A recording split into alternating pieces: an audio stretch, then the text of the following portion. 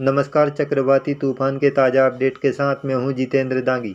जल्द ही बंगाल की खाड़ी के दक्षिण पूर्वी क्षेत्र अंडमान निकोबार द्वीप समूह के आसपास एक कम दबाव का क्षेत्र विकसित होगा। यही कम दबाव का क्षेत्र उत्तर पश्चिम दिशा में आगे बढ़ते हुए मध्य बंगाल की खाड़ी में पहुंचकर चक्रवाती तूफान के रूप में बदल सकता है। ज़्यादातर चक्रवाती तूफान बंगाल की खाड़ी और अरब सागर में दक्षिण पश्चिम मानसून आने से पहले अप्रैल से लेकर जून तक बनते हैं, जिसके बाद दक्षिण पश्चिम मानसून की वापसी के बाद पोस्ट मानसून सीजन में अक्टूबर से लेकर दिसंबर तक बंगाल की खाड़ी और अरब सागर में बनते हैं। किसी भी सिस्टम के चक्रवाती तूफान बनने की संभावना जब ज़्यादा रहती है, पर्याप्त मात्रा में नमी और बादल होना चाहिए, समुद्र सतह का तापमान 27 या 28 डिग्री सेल्सियस से अधिक 30 या 32 डिग्री सेल्सियस होना पर्याप्त माना जाता है। इसके साथ ही वायुमंडल में यानी ऊपरी वायुमंडल में चलने वाली हवाओं की गति भी काफ़ी धीमी होनी चाहिए। जैसा कि बंगाल की खाड़ी और अरब सागर में बनने वाले चक्रवाती तूफान उष्णकटिबंधीय चक्रवाती तूफान होते हैं।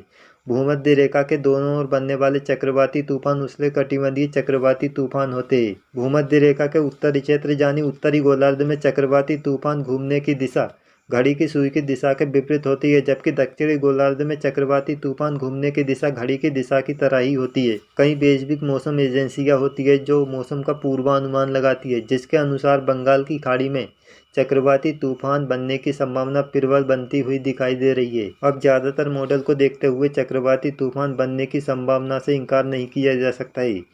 अगर ECMWF मॉडल की बात की जाए तो 20 या 21 अक्टूबर को अंडमान निकोबार द्वीप समूह या बंगाल की खाड़ी के दक्षिण पूर्वी क्षेत्र में कम दबाव का क्षेत्र बनेगा।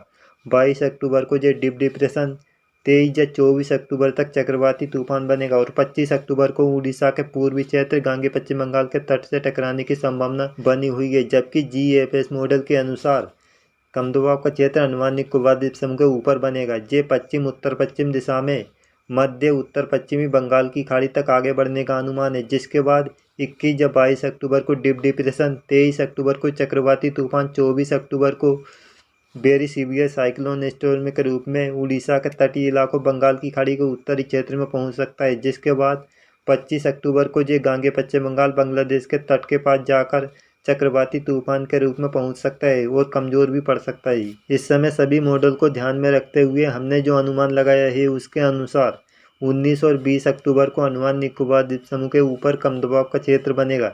ये कम दबाव का क्षेत्र और मजबूत होगा 20 और 21 अक्टूबर को।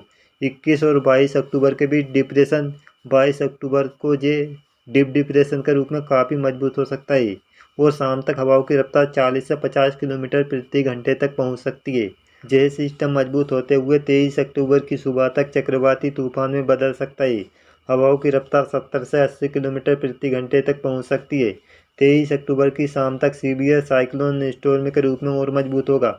हवा की रफ्तार 80 से 100 किलोमीटर प्रति घंटे तक पहुंच सकती है। 24 अक्टूबर को ये वेरी सीवियर साइक्लोन स्टॉर्म यानी हवाओं की रफ्तार 105 से लेकर 125 किलोमीटर तक पहुंच सकती है।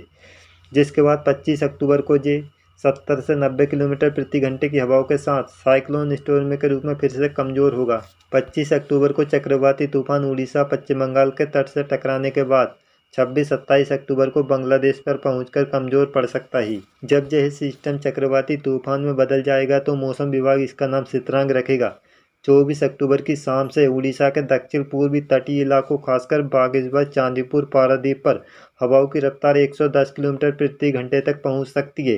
25 अक्टूबर की सुबह या दोपहर तक गांगे पश्चिम बंगाल के तट, गंगा सागर, दीघा के तटीय इलाकों में 80 से 90 किलोमीटर प्रति घंटे तक तेज हवा चलने का अनुमान है और मूसलाधार बारिश देखने को मिलेगी। उड़ीसा के तटीय दक्षिण पूर्वी क्षेत्र, गांगे पश्चिम बंगाल में काफ़ी इलाकों में बहुत भारी बारिश होगी। कलकत्ता तक भी भारी बारिश देखने को मिलेगी।